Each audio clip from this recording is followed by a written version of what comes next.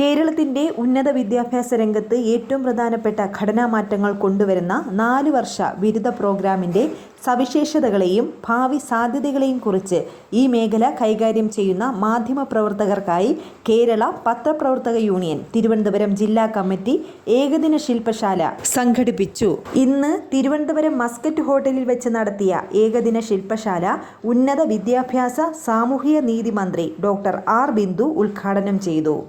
ഉന്നത വിദ്യാഭ്യാസ മേഖലയ്ക്ക് ഒന്നാമത് പരിഗണന കൊടുത്തുകൊണ്ട് നടത്തുന്ന പ്രവർത്തനങ്ങളുടെ ഭാഗമായി തന്നെ വലിയ മാറ്റം ഇന്ന് നമ്മുടെ കോളേജുകളിലും സർവകലാശാലകളിലും ഇതിനകം ഉണ്ടായിട്ടുണ്ട് എന്നുള്ളത് ദേശീയ തലത്തിലുള്ള ഗുണനിലവാര പരിശോധനകളുടെ റിസൾട്ടുകൾ പരിശോധിച്ചാൽ നമുക്ക് കാണാൻ സാധിക്കും.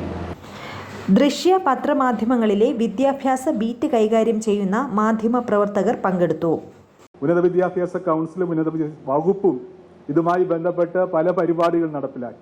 ഒരുപക്ഷെ മാധ്യമപ്രവർത്തകർക്കുള്ള ഈ ശില്പശാല തീർച്ചയായും കേരള സമൂഹത്തിന് ഈ 4 വർഷ ബിരുദ പ്രോഗ്രാമുമായി ബന്ധപ്പെട്ട കൃത്യമായ സൂചനകൾ നൽകാൻ കഴിയുന്നതാണ്. ഒരു കാര്യം കൃത്യമായിട്ട് പറയാനുള്ളത്, കേരളം 4 വർഷ ബിരുദം എന്നുള്ളത് കൊണ്ട് 3 വർഷത്തിൽ നിന്ന് അധികമായി ഒരു വർഷം പഠിക്കുക അല്ലെങ്കിൽ പഠിപ്പിക്കുക എന്നുള്ളതല്ല മനസ്സിലാക്കിയിട്ടുള്ളത്. അങ്ങനെയല്ല കേരളത്തിന്റെ 4 വർഷ ബിരുദത്തിന്റെ കരിക്കുലം കൺസീവ് ചെയ്തിരിക്കുന്നതും ഡിസൈൻ ചെയ്തിരിക്കുന്നതും. ബഹുമാനപ്പെട്ട ഉന്നത വിദ്യാഭ്യാസ വകുപ്പ് മന്ത്രി പറഞ്ഞതുപോലെ പ്രൊഫസർ ഷാംബി മേനോൻ കമ്മീഷൻ അതിന്റെ റിപ്പോർട്ടിലെ 4ാമത്തെ ചാപ്റ്റർ ആയിട്ടുള്ള കരിക്കുലം റിഫോംസ് അതിൽ മുന്നോട്ട് വെക്കുന്ന കാഴ്ചപ്പാടുകൾക്ക് അനുസൃതമായിട്ടാണ് കേരളം അതിന്റെ 4 വർഷ ബിരുദം തയ്യാറാക്കിയത്.